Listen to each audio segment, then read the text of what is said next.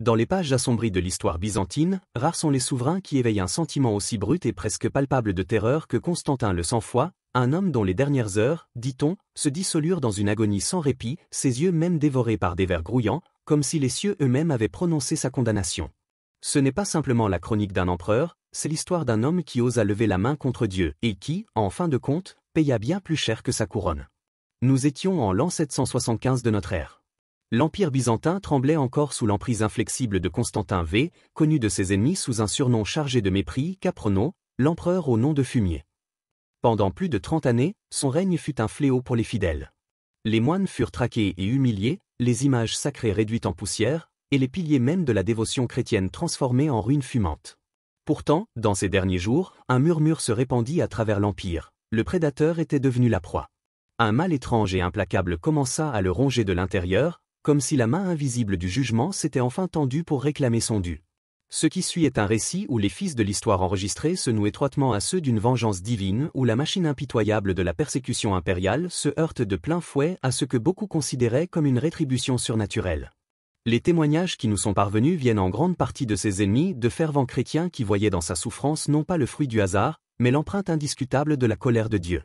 Que chaque détail soit vérité littérale ou légende forgée par les fidèles pour servir d'arme, la fin de la vie de Constantin devint un avertissement flamboyant. Voici le sort réservé à ceux qui osent fouler le sacré aux pieds. C'était le même empereur qui avait incendié des monastères et forcé des hommes saints à entrer dans des mariages simulés devant des foules moqueuses. À présent, il gisait cloué au lit, son corps autrefois redoutable pourrissant alors que le souffle de vie s'y accrochait encore. Ses yeux, ces mêmes fenêtres par lesquelles il avait contemplé les saintes images avec venin, était devenu le festin des créatures de la décomposition. L'homme qui, jadis, inspirait la crainte par sa volonté de faire n'inspirait plus que le dégoût par la décomposition de sa chair. La métamorphose de Constantin, passé du statut de persécuteur incontesté à celui d'épave souffrante, fut l'un des renversements les plus spectaculaires que l'Empire ait jamais connus. Pour ses partisans, il demeurait un commandant redoutable, capable d'avoir renforcé les frontières et réformé la gouvernance.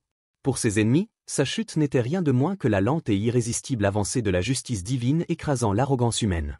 Mais pour saisir pleinement le poids de sa ruine, il nous faut remonter le temps jusqu'aux années où son autorité était absolue, où un seul mot de sa bouche pouvait lever des armées et où ses ennemis tremblaient à l'écho de ses pas. Il nous faut être témoins de la violence qu'il déchaîna contre la foi chrétienne, de la terreur qui traqua moines et moniales jusque dans leur sanctuaire, et de la guerre sacrée qui allait, tôt ou tard, dévorer son propre architecte. Ce n'est pas seulement le récit de la mort d'un homme. C'est une méditation sur la nature du pouvoir, de la foi, et sur le prix du sacrilège, une histoire que les chroniqueurs médiévaux ont préservée non seulement comme un fait historique, mais comme un avertissement solennel. Même les empereurs, drapés d'or et d'acier, ne peuvent échapper à la portée de la justice divine. Ainsi commence notre voyage au début du Xe siècle, lorsque l'Empire byzantin se dressait comme le rempart oriental de la chrétienté, retenant la montée inexorable de l'islam. En ces temps-là, la force de l'Empire était intimement liée à ces images sacrées, icônes du Christ, de la Vierge Marie et d'innombrables saints ornant églises, monastères, et jusqu'aux foyers les plus modestes.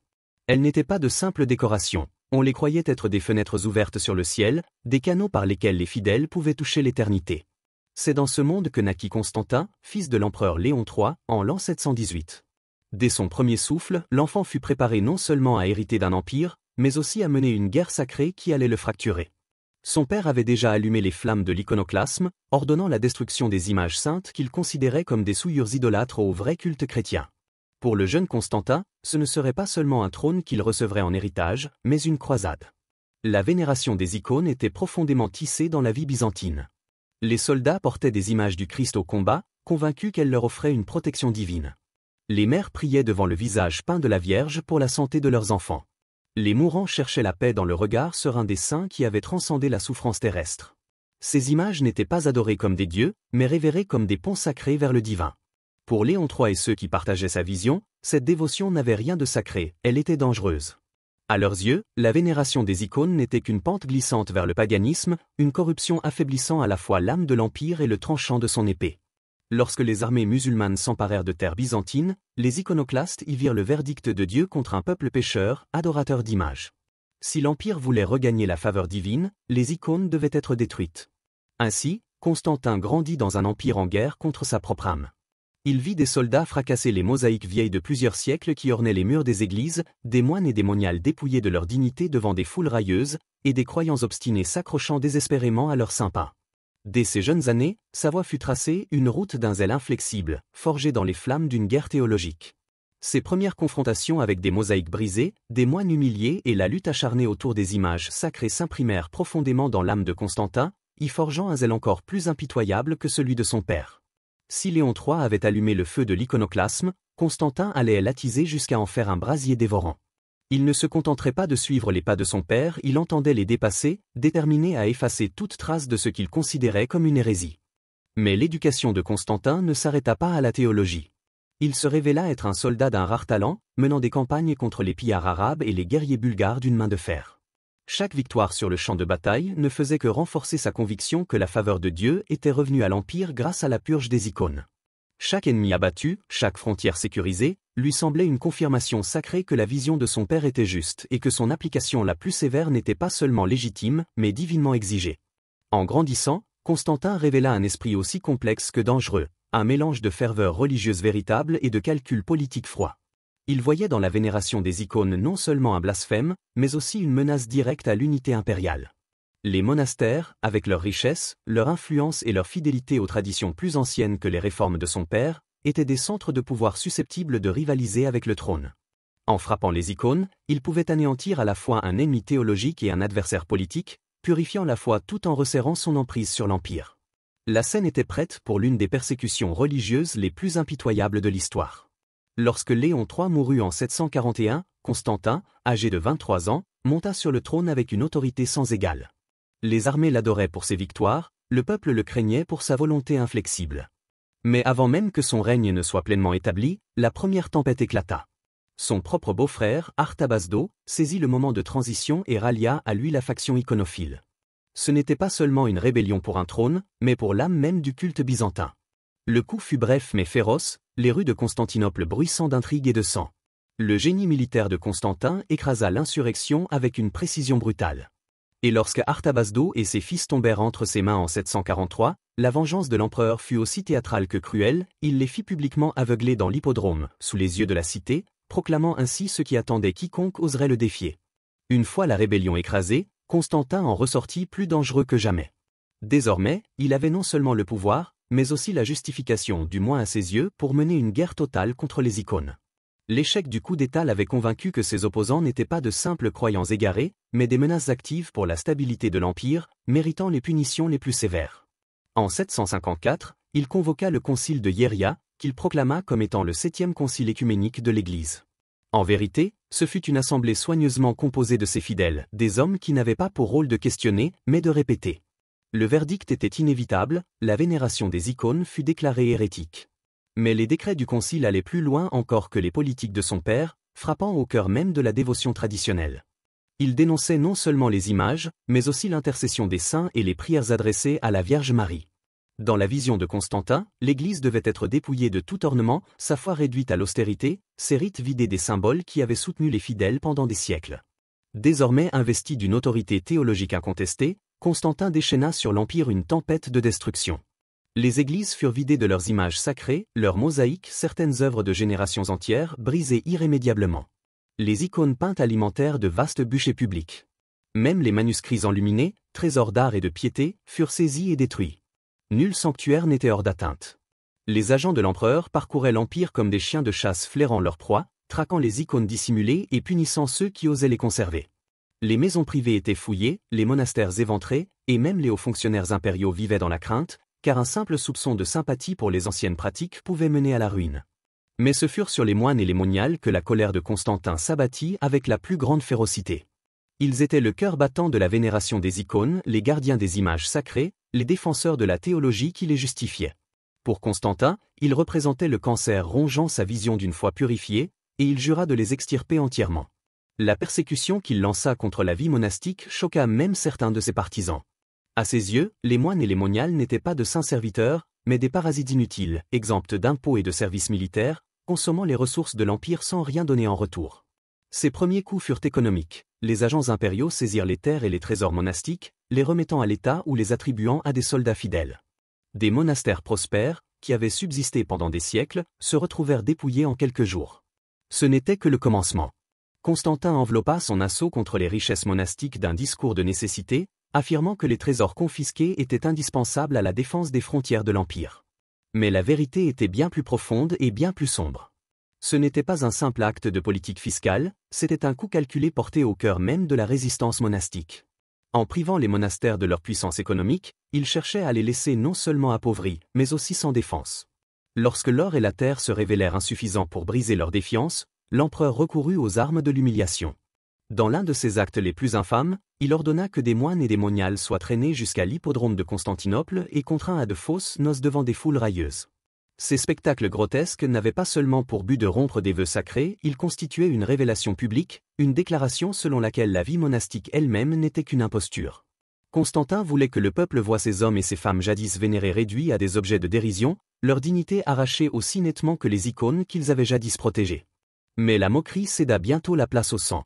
Les moines qui s'accrochaient à leurs images sacrées faisaient face à l'emprisonnement, à la torture et au bourreau.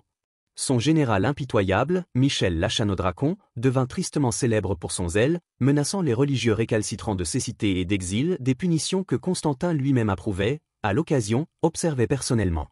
L'une des accusations les plus glaçantes, transmises par des chroniqueurs hostiles, prétend que Constantin enduisait d'huile les barbes des moines défiants avant d'y mettre le feu, prenant un plaisir pervers à leurs cris. Qu'elle soit exagérée ou non, cette histoire reflète l'essence même de la terreur qu'il inspirait, une terreur qui s'infiltrait dans chaque cloître, chaque chapelle, chaque prière murmurée. Au milieu de cette tempête de persécution émergea la figure qui en deviendrait le symbole le plus durable, Étienne le Jeune. Abbé d'une foi inébranlable, Étienne dénonça les décrets de l'empereur avec une clarté intrépide, proclamant que la vénération des images était essentielle au véritable culte chrétien. Sa défiance fit de lui un homme marqué, mais aussi un phare pour les fidèles. Arrêté et soumis à des tortures destinées à briser à la fois son corps et son esprit, Étienne refusa de plier.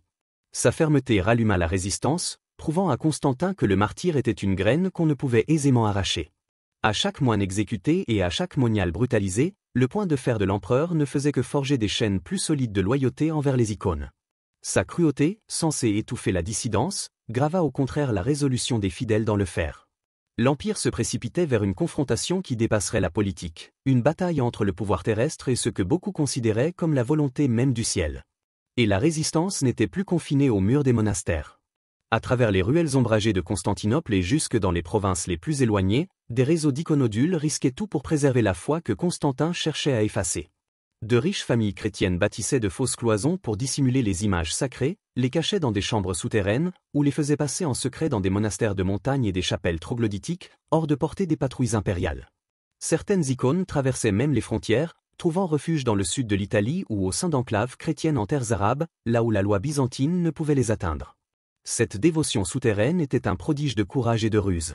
Les fidèles inventaient des signes secrets, des phrases codées, et aménageaient des ateliers clandestins où des artisans osaient peindre les images interdites, chaque coup de pinceau étant un acte de défi passible de mort. Et dans cette armée silencieuse, les femmes se tenaient au premier rang, impératrices, nobles dames ou simples mères. Elles dissimulaient de petites icônes dans les plis de leurs vêtements, murmuraient les anciennes prières à l'oreille de leurs enfants, et finançaient discrètement les moines disparus dans l'exil. Sous l'état austère et sans icône de l'empereur, une culture parallèle palpitait d'une vie interdite. Mais la paranoïa de Constantin grandissait. Des espions s'infiltraient dans les cercles religieux, avides de démasquer toute trace persistante de dévotion aux images proscrites. La toile de surveillance se resserrait, les dénonciations se propageaient comme la moisissure, les voisins se trahissant les uns les autres pour sauver leur propre peau. La peur empoisonnait l'Empire jusque dans ses racines. Pourtant, les iconodules tinrent bon. Des lettres, introduites en contrebande depuis des moines exilés en Italie et dans les territoires pontificaux, échappaient à la vigilance impériale, apportant des paroles d'encouragement, des arguments théologiques et l'assurance que leur souffrance n'était pas passée inaperçue. Mais le tribut était lourd. Ceux qui, autrefois, trouvaient la paix en contemplant le Christ ou la Vierge, étaient désormais contraints d'adorer en secret, le cœur battant à chaque coup frappé à la porte. Des enfants grandissaient dans une brume de confusion, incertains de savoir si la foi de leurs parents était sainte ou hérétique. Le tissu même du christianisme byzantin se tendait dangereusement sous le poids de la peur constante. Et pourtant, comme au jour des premiers martyrs sous la Rome païenne, le feu de la conviction brûlait plus vivement dans l'ombre. Beaucoup virent dans leur souffrance une épreuve divine, un test qui purifierait leur foi ou la briserait entièrement. Pour les fidèles persécutés, les années de tourment prirent peu à peu une couleur apocalyptique. Constantin n'était plus perçu comme un souverain égaré, il devint, à leurs yeux, un instrument de Satan lui-même, envoyé pour éprouver l'endurance de l'Église avant le jugement final du monde. À mesure que sa guerre contre les icônes s'intensifiait, les voix de ses opposants se firent plus tranchantes, forgeant une contre-narration dans des scriptoria clandestins, dissimulés au cœur de monastères hors de portée de l'empereur. Là, l'encre et le parchemin devinrent des armes. Les chroniqueurs façonnèrent l'image de Constantin, non pas comme un réformateur, mais comme une figure monstrueuse dont l'arrogance et la cruauté ne pouvaient mener qu'à une rétribution divine. La plus influente de ces voix fut celle de Théophane le Confesseur, un moine qui avait vécu les dernières années du règne de l'empereur et subi la pleine force de ses persécutions. Écrivant plusieurs décennies après la mort de Constantin, Théophane le grava dans l'histoire comme un tyran couvert de sang, dont l'existence même était une insulte à l'ordre divin.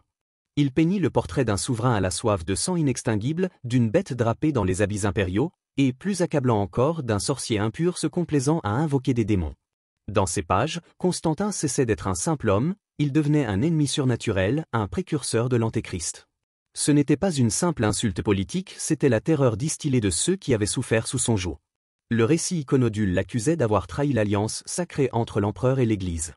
N'étant plus le protecteur de la foi, il en était devenu le plus implacable destructeur. Certains allaient jusqu'à affirmer qu'il était tombé sous possession démoniaque, sa corruption étant déjà visible dans l'ombre de son règne. Dans ses récits, ses crimes allaient bien au-delà de la destruction des images. On l'accusait d'avoir démantelé les fondations même du culte chrétien en niant l'intercession des saints, en rejetant les prières adressées à la Vierge Marie, et en remettant en question la doctrine sacrée de l'incarnation. Qu'elles fussent exagérées ou non, ces accusations révèlent à quel point ses ennemis le considéraient comme l'adversaire suprême de la chrétienté. Pourtant, à chaque acte de cruauté, l'Église souterraine trouvait moyen de raconter une autre histoire, une histoire de défi divin. Des récits circulaient sur des icônes qui versaient des larmes de sang lorsqu'on les frappait, sur des soldats rendus aveugles après avoir détruit des images sacrées, ou encore sur des maladies soudaines frappant les iconoclastes les plus zélés. Ces récits miraculeux devenaient le sang vital de la résistance, rappelant que le ciel observait encore et que le jugement approchait. Une histoire, chuchotée à travers l'Empire, était particulièrement audacieuse. Même au sein de la propre maison de Constantin, la foi envers les images interdites aurait perduré. Sa belle-fille, la future impératrice Irène, aurait conservé une dévotion secrète aux icônes, bien qu'elle ait soigneusement dissimulé sa foi durant la vie de l'empereur.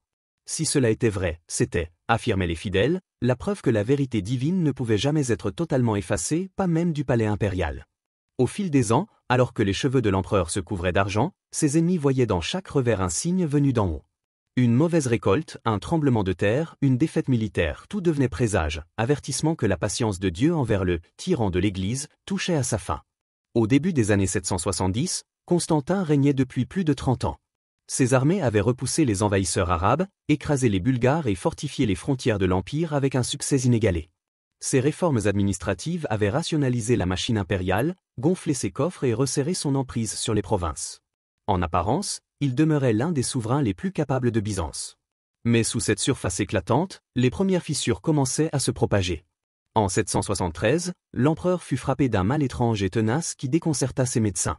Tout commença par des fièvres, de douloureuses plaies sur la peau, et une faiblesse rampante qui vidait peu à peu l'énergie de ce corps jadis infatigable.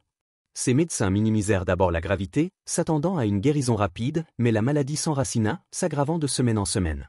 Les plaies se multiplièrent, se transformant en ulcères qui refusaient de guérir malgré tous les remèdes connus de la médecine byzantine. Décoction d'herbes, régime strict, saignées, élixirs rares importés de contrées lointaines, rien n'y fit.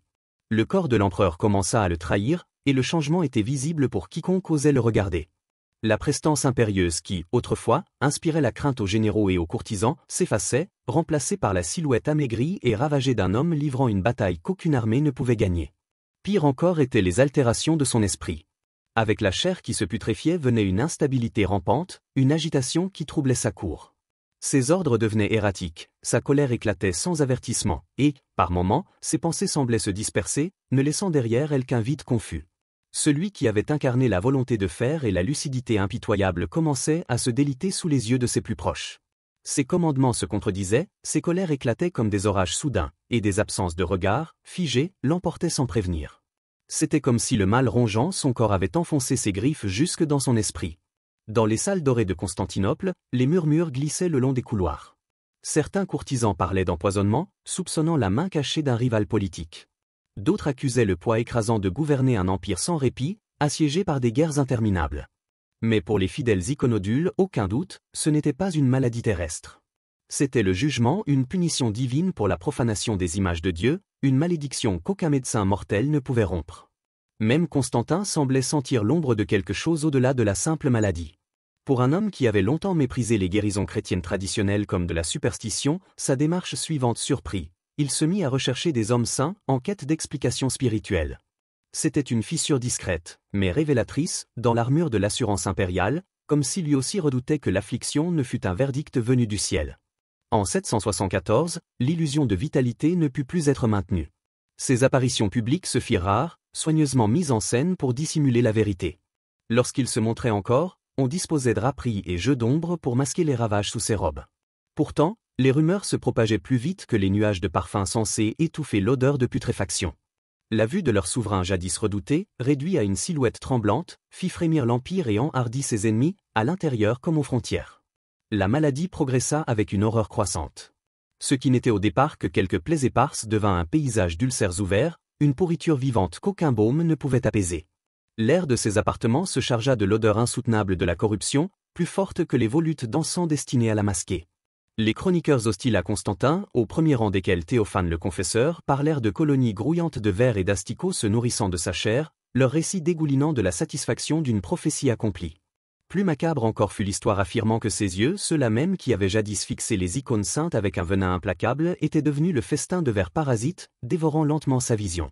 Pour les fidèles persécutés, c'était une justice poétique d'une précision si parfaite qu'elle ne pouvait provenir que de la main du ciel. Aucun médecin ne put comprendre la nature du fléau qui le consumait. La désespoir poussa la cour à convoquer des guérisseurs venus de tous les coins du monde connu, leur remède étant aussi exotique qu'inefficace. Même des médecins arabes, réputés pour leur savoir et appartenant à un peuple souvent en guerre contre Byzance, furent secrètement amenés à son chevet. Aucun ne parvint à enrayer la décomposition. La douleur de Constantin était autant mentale que physique. Son légendaire tempérament, autrefois arme de gouvernement, explosait désormais en colère violente contre les médecins, conseillers et serviteurs qui échouaient à le soulager. Les cérémonies d'État devinrent des illusions savamment orchestrées, avec des positions calculées et des éclairages stratégiques pour dissimuler son corps ruiné aux yeux du public. Mais les murmures ne pouvaient être étouffés. À travers l'Empire, on murmurait que Dieu lui-même châtiait l'empereur pour sa guerre contre le sacré, accomplissant les avertissements des prophètes de l'icône. Même parmi ses plus fidèles alliés, le doute s'insinuait. Si leur cause était juste, pourquoi leur champion avait-il été frappé de la sorte? Pendant ce temps, la machine impériale s'enrayait. Les campagnes militaires étaient ajournées, les décrets retardés, les ambassadeurs renvoyés sans audience. Byzance, malgré toute sa puissance, se trouvait lentement étranglée par la souffrance privée de son souverain. Puis, au printemps 775 frêle, défiguré et tourmenté par la douleur, Constantin prit une décision qui allait définir le dernier chapitre de son règne et sceller sa place dans l'histoire, à la fois comme commandant inflexible et persécuteur implacable.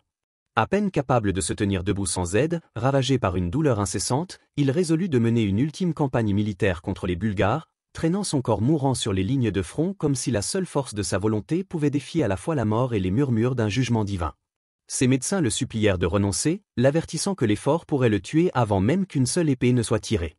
Ses conseillers soulignèrent l'évidence, un empereur si affaibli ne pouvait diriger le tumulte d'une bataille. Mais Constantin refusa de plier. Pour lui, ce n'était pas qu'une simple campagne, c'était une déclaration. C'était la preuve, pour ses ennemis et peut-être pour lui-même, que sa maladie n'était pas le verdict du ciel, mais seulement un obstacle à écraser comme tout autre adversaire. Depuis son lit de malade, il commença à orchestrer les préparatifs avec la même précision implacable qui avait autrefois conduit ses armées à la victoire. Des troupes furent convoquées depuis les confins de l'Empire. Les vivres furent accumulés, les engins de siège préparés, et l'on établit des plans pour transporter un empereur qui ne pouvait plus marcher seul. Derrière les portes closes, beaucoup, au sein de l'administration impériale, murmuraient qu'il s'agissait là d'une marche suicidaire, d'une mise en scène dictée par l'orgueil plus que par l'espoir de la victoire. Pourtant, même alors que la mort se rapprochait, l'obsession de Constantin pour la persécution des iconodules ne faiblissait pas, elle s'intensifiait. Depuis son lit, il dictait encore de nouveaux ordres d'arrestation, de torture et d'humiliation pour ceux qui osaient vénérer les images interdites. Son corps se désagrégeait, mais sa haine brûlait plus fort que jamais, une haine si absolue qu'elle semblait être le dernier feu qui le maintenait en vie. À mesure que les préparatifs avançaient, son état s'aggrava. Des rapports faisaient état de sa vue qui s'éteignait, de ses yeux si malades qu'il ne voyait presque plus, tandis que les infestations de vers, décrites avec délectation dans la propagande de ses ennemis, se répandaient dans sa chair. Et pourtant, contre toute raison, il ordonna qu'on le transporte jusqu'aux zones de rassemblement. Le spectacle stupéfia même les soldats aguerris. Le grand commandant qui avait jadis chevauché à la tête de ses légions gisait désormais sur une litière, dissimulé sous des étoffes pour cacher les ravages de la maladie. Sa présence n'était plus qu'un rappel grotesque qu'aucune couronne, aucune armée, aucun empire ne peut protéger un homme contre l'emprise de la mort. Pourtant, il s'accrochait à ce théâtre de commandement, se plaçant là où il pouvait du moins en apparence superviser l'armée, bien qu'en vérité, il pût à peine lever la tête. En réalité, la campagne n'était plus qu'une macabre représentation, un acte désespéré pour préserver l'illusion d'une invincibilité impériale, tandis que la mort se glissait plus près à chaque heure. Le rideau tomba finalement dans un camp militaire, juste au-delà des terres bulgares. Là, dans la chaleur suffocante d'une tente de commandement, l'empereur, réduit à n'être plus qu'un cadavre vivant, dictait encore des ordres, tramait encore des châtiments contre les fidèles, comme si le seul venin de sa volonté pouvait retenir la mort. Il n'en fut rien. Le 14 septembre 775, après des mois d'agonie ininterrompue, Constantin V succomba à l'étrange mal qui l'avait consumé. Il ne mourut pas dans la grandeur du palais impérial, mais dans une tente grossière, entouré du fracas et des murmures des soldats se préparant à une bataille que leur souverain ne verrait jamais. L'homme qui avait terrorisé Byzance pendant plus de 3 décennies trouva sa fin dans des conditions si rudes, si implacables, que même ses ennemis auraient pu les juger excessives. Sa mort sema la confusion dans le camp. Les commandants peinèrent à maintenir le moral tout en annonçant la nouvelle, mais les murmures de représailles divines se répandirent comme une traînée de poudre, sapant la foi dans la cause iconoclaste. Lorsque la nouvelle parvint à Constantinople, les proclamations officielles louèrent son génie militaire et ses réformes administratives, mais prirent soin d'éviter toute mention des détails grotesques de ces derniers mois. Chez les iconodules, en revanche, le verdict était sans appel. Le ciel avait parlé. Leur persécuteur avait été jugé. Et sa souffrance, consignée avec une précision impitoyable, allait devenir l'une des armes de propagande les plus puissantes dont les fidèles disposeraient jamais. Théophane le Confesseur et d'autres chroniqueurs hostiles ne ménagèrent pas leur encre pour adoucir le récit de la fin de Constantin. Ils la peignirent par touches si vives, si grotesques, que l'image seule pouvait hanter l'esprit de tout souverain tenté de lever la main contre l'Église. Qu'il s'agisse de vérité exacte ou de la lame affûtée de la propagande importait peu, l'effet restait le même. Au centre de leur récit figurait le symbole macabre de sa prétendue cécité. L'homme qui avait jadis fixé les icônes sacrées avec un venin implacable, disait-il, avait vu ses yeux dévorés par des créatures vivantes, sa vue rongée jusqu'à ce que les ténèbres l'engloutissent entièrement. C'était, à leurs yeux, une punition gravée de la main même de Dieu, une justice poétique parfaite où les instruments mêmes de sa haine devenaient le lieu de sa ruine. Sa mort laissa l'Empire non seulement sans chef, mais dans l'incertitude. Léon IV, son fils et successeur, héritait non seulement du trône, mais aussi d'un legs de persécution désormais assombri par l'ombre d'un jugement divin. La colère qui avait frappé Constantin pouvait-elle s'abattre aussi sur ceux qui poursuivraient sa guerre contre les saintes images? Cette question errait comme un spectre dans les couloirs du pouvoir. Au-delà des frontières de Byzance, le destin de l'empereur devint une arme dans les guerres théologiques qui embrasaient les continents. Dans le monde arabe, les chroniqueurs virent dans sa mort un signe du ciel, la preuve que leur mépris pour le culte des images était juste. En Occident, on s'en empara avec ardeur. Les voix catholiques de Rome et d'ailleurs y virent le verdict final, irréfutable, que l'iconoclasme oriental n'était rien d'autre qu'une hérésie. La manière dont il avait péri cessa d'être un simple sujet de rumeur, elle devint doctrine. En quelques mois, les iconodules avaient tissé la fresque complète de sa chute, un récit où chaque ulcère, chaque spasme de douleur, chaque ver rampant dans sa chair, devenait un argument contre l'idée même de défier le divin.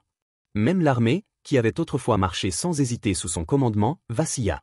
Ces soldats avaient vu leur chef, jadis indomptable, réduit à une coquille pourrissante, et ce spectacle avait fissuré leur foi dans la cause qu'il leur avait imposée. Sous le règne de Léon IV, le rythme implacable des persécutions ralentit non par clémence, mais parce que le nouvel empereur avait compris une vérité tacite. L'image de la souffrance de Constantin était encore trop vive, trop puissante, pour qu'on ravive la même ferveur sans risquer la révolte. La terreur qui l'avait inspiré cédait la place à une autre forme de peur, celle de devenir comme lui. Au fil des années et des décennies, le récit s'allongea, s'orna de détails nouveaux. Les chroniqueurs y ajoutèrent des parallèles bibliques, des avertissements puisés dans les écritures anciennes. Le destin de Constantin fut comparé à celui des rois maudits d'autrefois, ces hommes qui avaient défié le ciel et avaient été frappés en retour. Sa mort s'intégra dans un schéma cosmique, preuve, aux yeux des chrétiens médiévaux, que la justice divine, lente parfois, n'en était pas moins inéluctable. L'histoire dépassa les frontières byzantines. À Rome, dans les cours franques, jusque dans des monastères lointains, son agonie était récitée comme une parabole morale. Même des siècles après la fin de la controverse iconoclaste, les historiens byzantins revenaient sur son lit de mort, non pour décrire ses stratégies ou ses réformes, mais pour rappeler aux vivants que la loi divine ne plie pour aucun homme. Peu importait, à la fin, que des vers aient réellement dévoré ses yeux. La force du récit ne résidait pas dans la certitude des faits, mais dans l'inévitabilité de sa vérité. Un persécuteur avait trouvé une fin à la mesure de sa cruauté, et sa chute relevait autant de l'événement théologique que de l'histoire. En définitive, Constantin V, jadis le point de fer de l'Empire, ne fut pas retenu pour les terres qu'il avait défendues ou les ennemis qu'il avait vaincus, mais pour l'insoutenable spectacle de sa propre déchéance. Son nom devint un avertissement murmuré à travers les générations, son agonie un rappel éternel que même le plus puissant des souverains reste impuissant devant le poids immuable de la justice céleste. Il avait cherché à briser l'âme de son peuple. En vérité, ce furent son âme et son corps qui furent brisés, jusqu'à ce qu'il ne reste plus rien, sinon la légende d'un empereur qui avait appris, trop tard, qu'aucun pouvoir terrestre ne peut aveugler les yeux du ciel.